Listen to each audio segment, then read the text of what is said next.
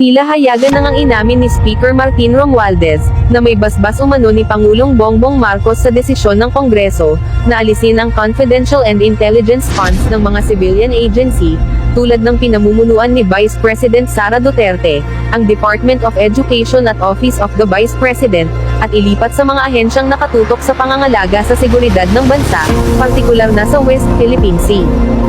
Sinabi nga ito ni Romualdez sa isang panayam sa kanya sa Japan, na kung saan ay kasama siya sa delegasyon ng Pangulo, para dumalo sa 50th ASEAN-Japan Friendship and Cooperation Commemorative Summit. Iginiit nga rin niya na maging ang Senado raw ay suportado rin ang desisyon na tanggalan ng CIF ang mga civilian agency. Saad pa ni Romualdez, and the President is of that mind, that as much as possible to minimize the CIF of the civilian department or agencies, and rather focus where it is best suited, dito sa mga security issues, yung defense, yang sa Coast Guard sa West Philippine Sea.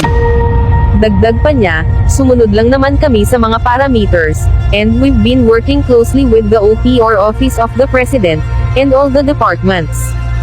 Matatanda ang hindi na nga hiniling pa ni VP Sara Duterte ang pagkakaroon ng CIF sa DepEd at OVP para sa susunod na taon dahil sa kontrobersya.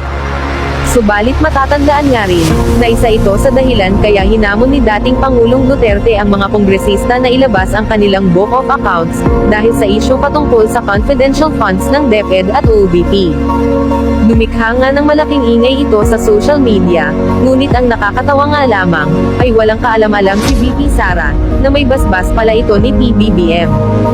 Kung maalala rin natin, ay sinabi mismo ni Super Ate at Senator Amy Marcos, na naniniwala nga raw ito na may halong galit ang pagtanggal ng confidential fund kay VP Sara, sa ilalim ng 2024 national budget.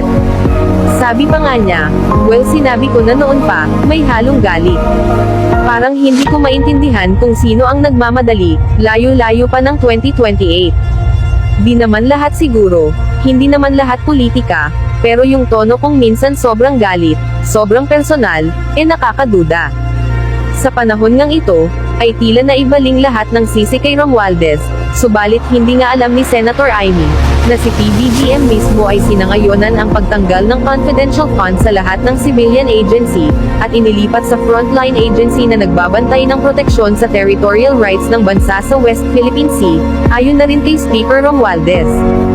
Bukod pa nga dito, ay hindi rin natin malilimutan ang naging pahayag ni VP Sara, sa lahat ng mga kumukontra umano sa confidential funds. Wika pa niya, makinig kayo sa lahat ng sinasabi sa paligid ninyo, at tandaan ninyo. Kung sino mang kumukontra sa confidential funds ay kumukontra sa kapayapaan. Kung sino ang kumukontra sa kapayapaan, ay kalaban ng bayan.